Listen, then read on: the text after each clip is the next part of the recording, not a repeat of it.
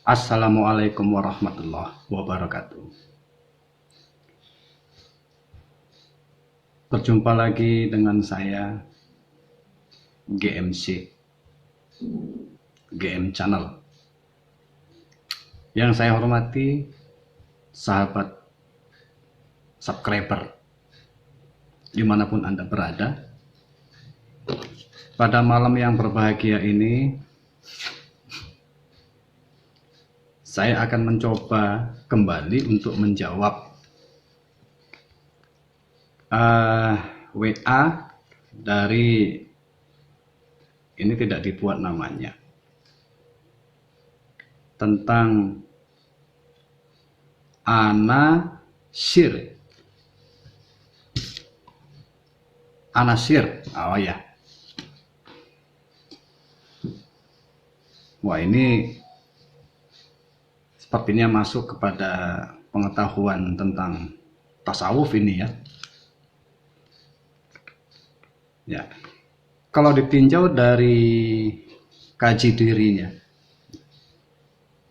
kajian-kajian, Anasir. Apa itu Anasir?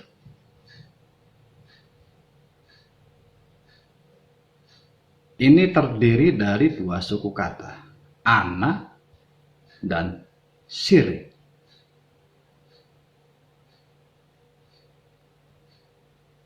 Ya, mungkin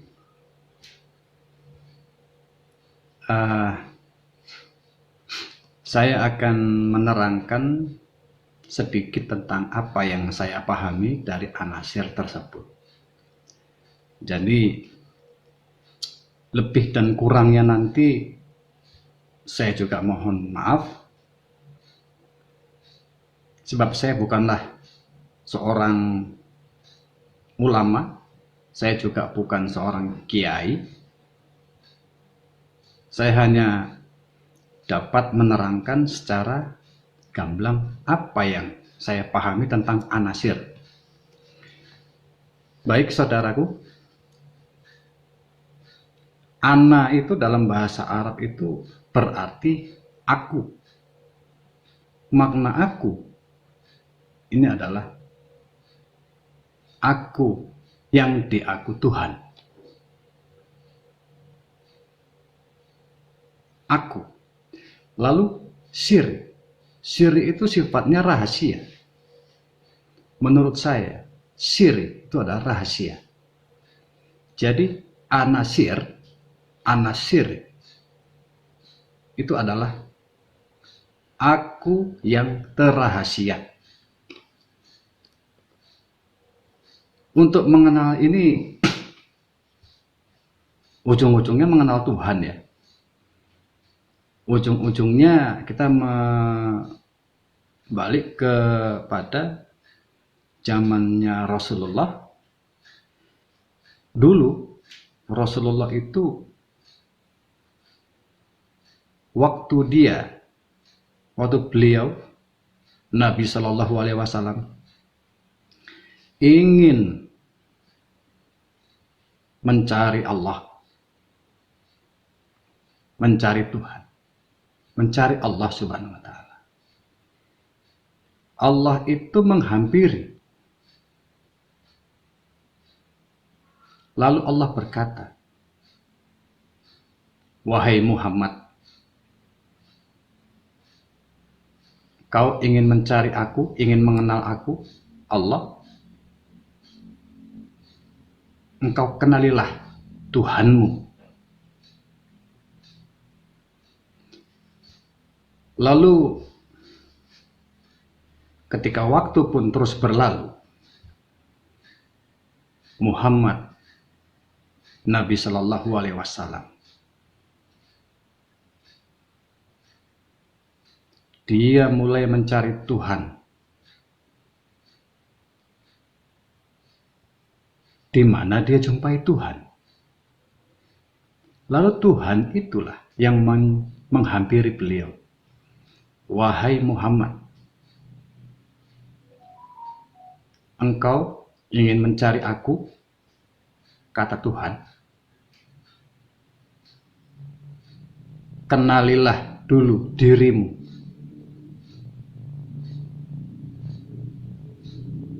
Lalu beliau mencari dirinya.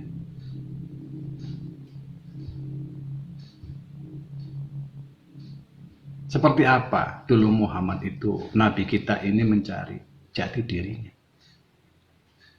Lalu diri yang sebenarnya, diri yang ada dalam diri Nabi kita ini menemui.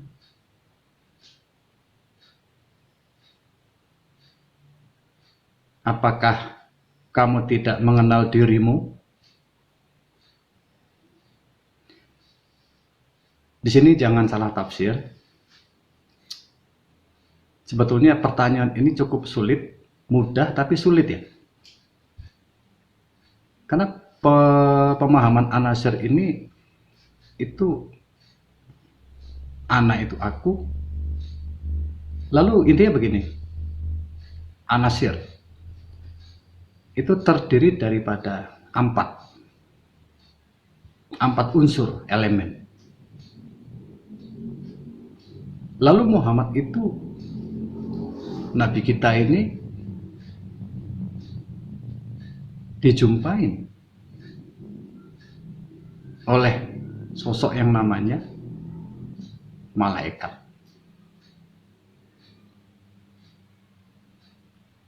Siapa beliau? Beliau adalah malaikat Jibril. Karena keingintahuan beliau ini dengan apa itu Tuhan. Lalu dia belajar dan diajarkanlah, disampaikanlah oleh malaikat Jibril untuk mengenali dirinya. Unsur apa? Di sini cara singkat aja ya, saudaraku. Unsur apa sih diri manusia itu? Itu ada sementara penjelasan dari kitab suci Al-Quran. Manusia itu tercipta dari segumpal daging, setetes air. Nah, di sini itu dirangkum di An-Nasyr ini. Ana itu aku, syir itu adalah sifat. Sifat yang terrahasia. Jadi yang terrahasia tadi itu adalah ruh, sifatnya adalah ruh. Ruh air, ruh tanah, ruh angin, dan ruh api.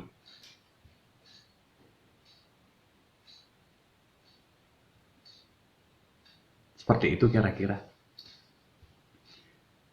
Lalu dari tanah yang bagaimana sehingga menjadi manusia? Dari air yang bagaimana bisa menjadi manusia? Dari angin dan api yang bagaimana pula bisa menjadi manusia? Air, tanah, angin, api. Tentunya ini daripada saripati, saudaraku. Saripati air, saripati tanah.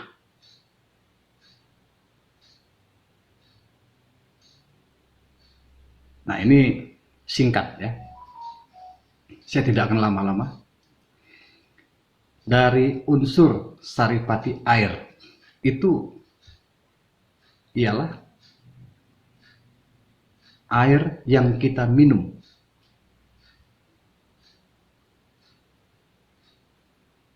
Dan apa yang kita makan. Kita makan nasi dengan lauk pauk. Jadi itu semua diproses di dalam tubuh, diserap oleh tubuh dan menjadikan yang namanya itu sperma. Jadi saudara, tentang An-Nasyr ini, itu ada unsur air, tanah, angin, dan api. Saya tidak ingin mengupas lebih dalam sesuai apa yang ditanyakan oleh sahabat kita, salah seorang sahabat kita. Dia bertanya tentang ini ya. Tolong jelaskan tentang anasir. Ya, anasir. Jawabannya, pertama, ana itu aku, sir itu sifat yang terrahasia. Maaf, saya tidak begitu berani untuk menjelaskan secara lebih detail di konten ini ya. Mohon maaf sebelumnya. Tapi anasir itu dia menceritakan tentang terciptanya manusia dari 4 unsur. Nah, di sini intinya ya. Air itu menjadikan tulang kita. Tanah itu menjadikan daging kita.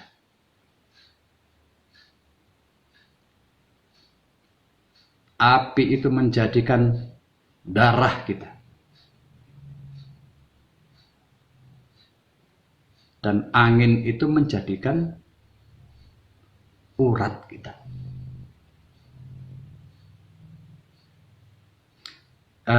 Untuk lebih jauh, saya kira kesimpulannya ada di tulang, daging, urat, darah. Jadi itu menceritakan tentang awal kejadiannya manusia di dalam kandungan ibu kita. Setelah melewati masa 3 bulan 10 hari. Artinya di situ kita itu sudah berusia 100 hari. Dengan nama Zirin Fatimah.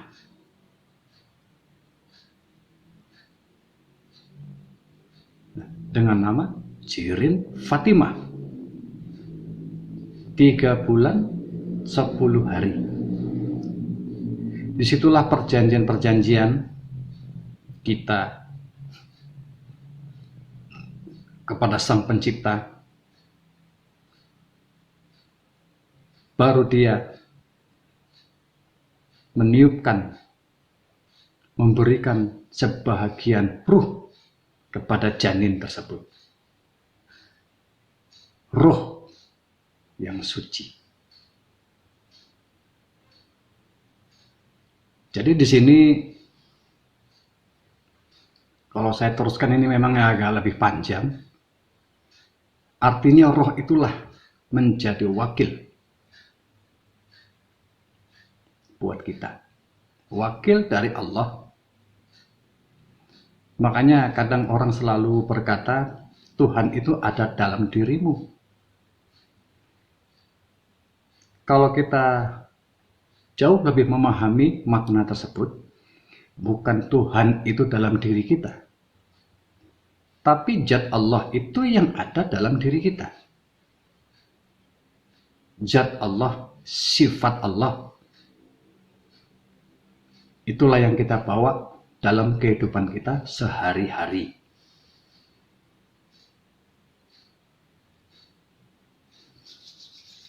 Di sini harus benar-benar kita bisa menelaah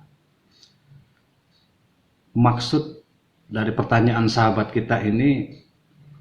Kita juga harus, apabila Anda ditanya seperti ini, jawabannya itu harus lebih bisa dipertanggungjawabkan. Ya ini sulit, gampang, sulit, seperti itu. Ini nanti arah-arahnya itu akan menuju kepada tasawuf ya.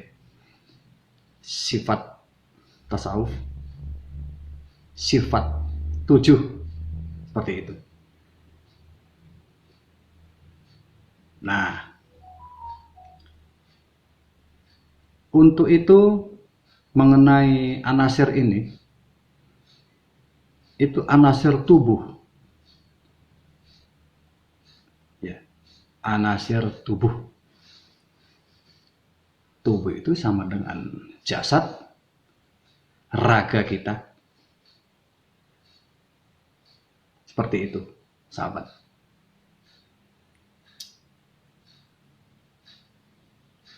Ini memang agak riskan. Saya agak bimbang untuk menjelaskan jauh ke dalam. Tapi intinya anasir itu adalah 4 anasir tentang sifat-sifat Tuhan yang terrahasia, tentang Tuhan, ketuhanan, tentang sifat Tuhan yang rahasia. Itu maksud saya.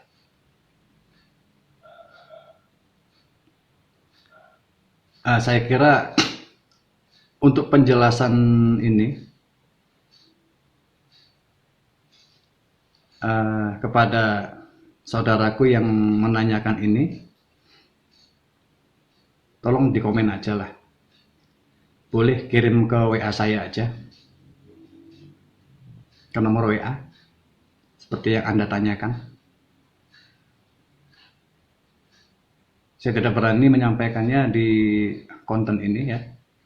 Mohon maaf sebelumnya. Dan apabila ada sedikit kepleset atau kurang pada tempatnya saya bicara di sini, mohon maaf sebelumnya. Sebab saya juga banyak kekurangan.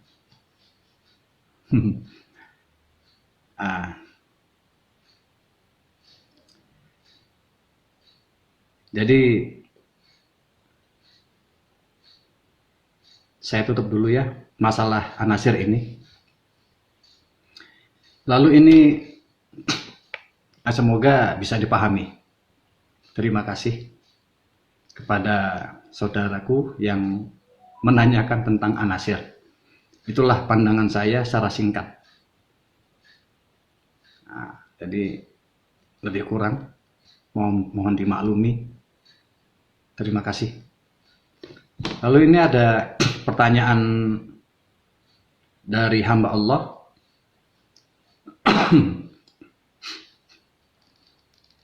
Yang bunyinya, Assalamualaikum Ustadz.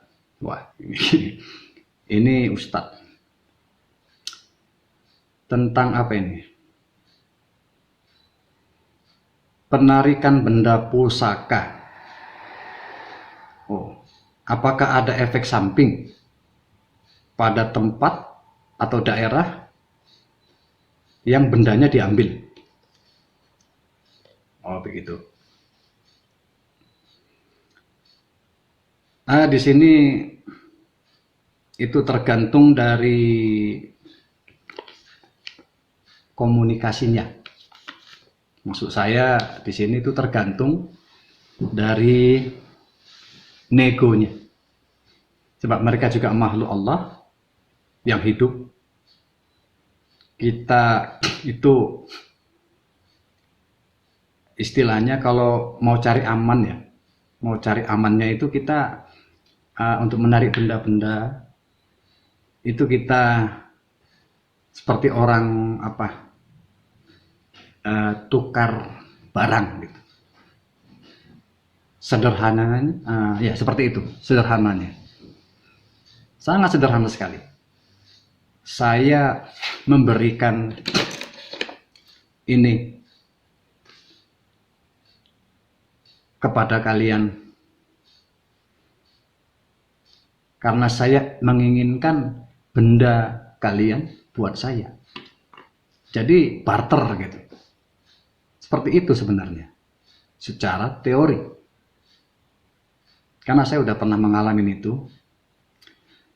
Apakah ada efek samping? Ada, jelas ada. Efek sampingnya seperti apa? Begini Bapak, ya, saudaraku. Kalau kita mengambil sesuatu barang yang bukan hak kita, tentunya yang punya barang itu akan marah. Kita akan dimarah-marah gitu. Dan mereka itu lebih luas alamnya daripada alam dunia kita ini. Namun Kalau kita itu memintanya, contohnya beginilah, dengan santun ya. Assalamualaikum ya goib. Assalamualaikum ya goib. Assalamualaikum ya goib. Seperti itu. Dalam bahasa Jawa itu, nini among, kakek among, nini danyang, kakek danyang. Sing borekso nang kene. Contohnya seperti itu. Yang berkuasa di tempat ini. Saya maafkan saya apabila saya kurang bersih atau saya tidak sopan datang ke tempat kalian ini. Katanya di sini ada benda yang namanya ini, pusaka ini. Jadi saya menginginkan kalau boleh saya akan ambil. Saya minta izin sama kalian semua. Nah, seperti itu. Dan inilah yang bisa saya sediakan. Kita ingin mengambil barang mereka, kita juga memberikan sesuatu pada mereka. Berupa makanan dan minuman. Makanannya itu seperti bunga, dan minumannya itu seperti air. Ada kasih minyak wangi. Itu hanya sebagai daya tarik aja. Saya kira kalau dengan santun, orang yang tidak memiliki pengetahuan, tarik-menarik benda gaib, itu akan dikasih. Pertama sekali itu niatnya bersih. Tidak ada neko-neko. Sebab mereka juga tahu dalam pikiran kita, dalam hati kita ya, pikiran dan hati kita itu, kalau kita itu ingin berbohong kepada mereka. Mereka halus, kita ini kasar. Jadi saran saya, kalau kita itu mengambil maksa, main rampok, kita akan diikutin oleh khodam yang ada di daerah tersebut. Oke, kita kuat, kita nggak kena. Tapi keluarga kita, mungkin istri, mungkin anak, mungkin cucu atau keponakan, akan kena dampak negatifnya. Jadi saran saya di sini kepada Bapak yang bertanya terkait masalah penarikan benda pusaka, efek sampingnya ada, ya seperti itu jika kita mengambil paksa. Jika kita, kalau orang Jawa bilang itu apa, nembung mohon secara baik-baik, mereka mungkin memberi tapi tidak sesuai yang kita harapkan. Kita mintanya keris, pusaka, gaman gitu ya, tidak dikasih. Mungkin mereka mau kasihnya batu cincin. Nah, seperti ini. Ini dulu peninggalan dari apa, kenang-kenangan dari mendiang Pak Raden, ya, guru saya. Ini delima, seperti ini yang saya pakai. Nah, ini juga barang tarikan dulunya. Artinya ada barter, saya memberikan kalian ini dan kalian memberi saya itu apa. Kalau boleh saya minta batu mestika. Nah, seperti itu. Saya kira bisa dipahami.